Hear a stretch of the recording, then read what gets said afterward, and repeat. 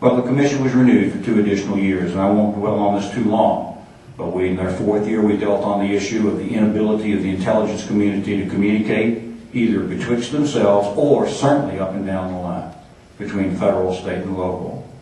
And finally, in the last year, we tried to be as visionary as we could and say, what kind of country do we want to have as we go forward and prepare this country in homeland security? What kind of society does America want to be? I can assure you it was probably a helpful thing that conservatives were having a major voice in the commission report as it went on. Which begs the question, what kind of world do we actually live in now? Good question for conservatives. Once again, our philosophy and our influence must continue to prevail as we go forward. What do we live in? Do we live in a world today of nation states based all the way back on the Treaty of Westphalia of 1648 or not? What kind of world do we have here right now? You know, actually, as many of you may know, I'm running for the United States Senate. Does anybody know that?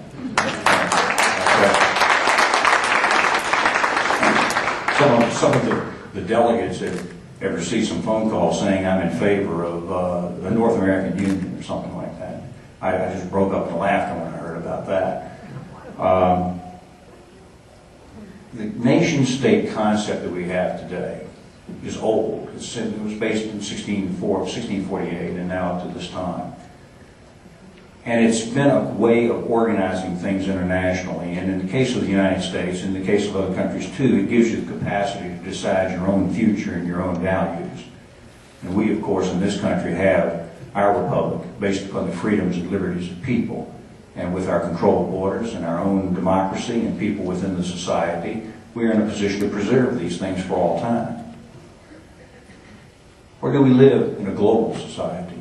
Has anybody here read Tom Friedman's book about globalization? That book is out there right now, and it is real. Do we not have the internet?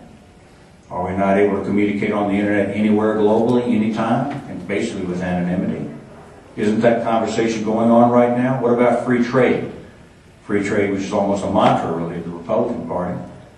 Globalization of trade, going back and forth all the time.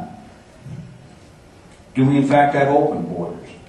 I will tell you right now that it is not possible to have a welfare state at the same time you have an open border society. That cannot happen.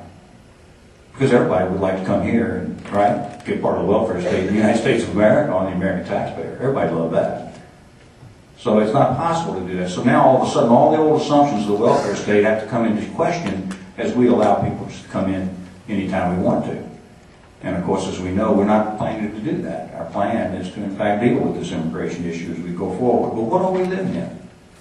And ease of communication and ease of travel. In the old days, you couldn't travel except for very slowly and carefully, and we could guard people and see what they were doing. Today, people are traveling globally and worldwide all the time. So what do you got? What kind of world do we live in, and how do we meet it? What about the issue of nuclear proliferation?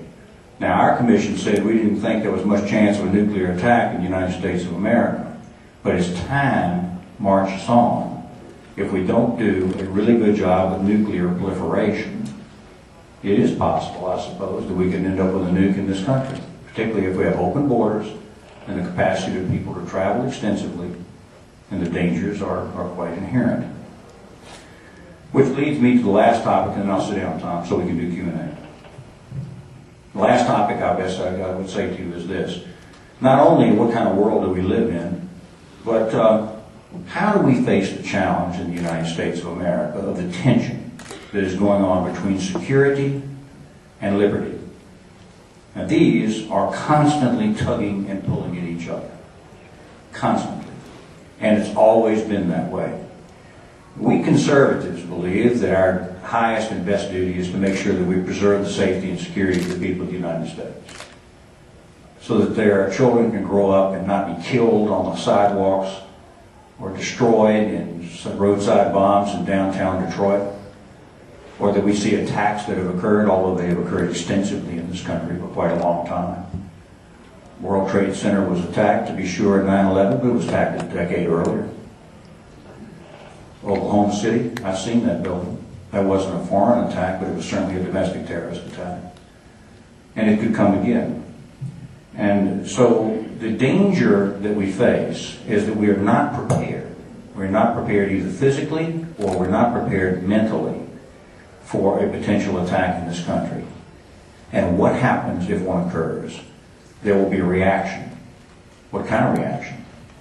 These are the decisions that have to be made. Anybody start looking at the John Adams series? Raise your hand if you've been looking at John Adams.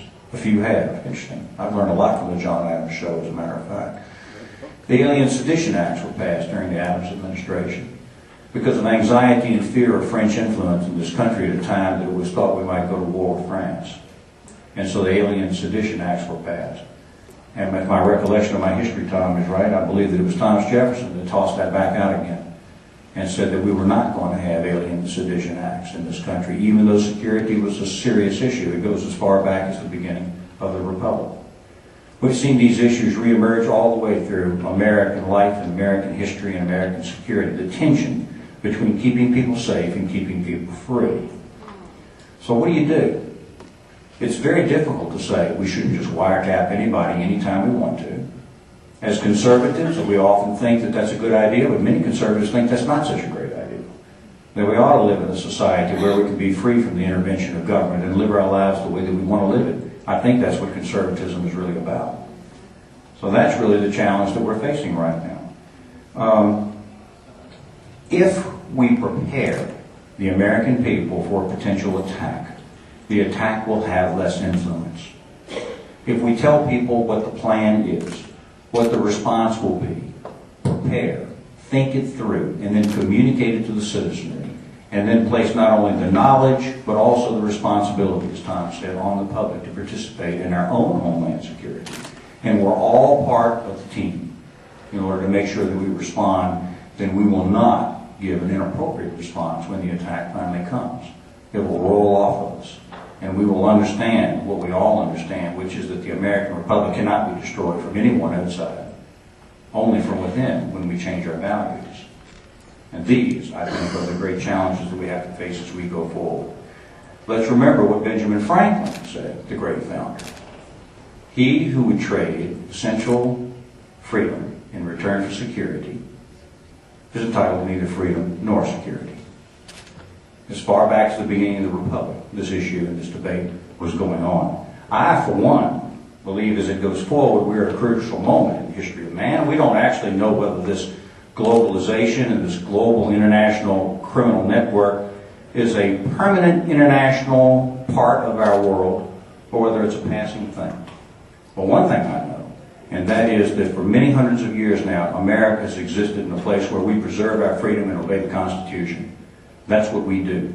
And conservatives, really conservatives, are the repositors and the protectors and the preservers of the American liberties, both through our laws and through our values.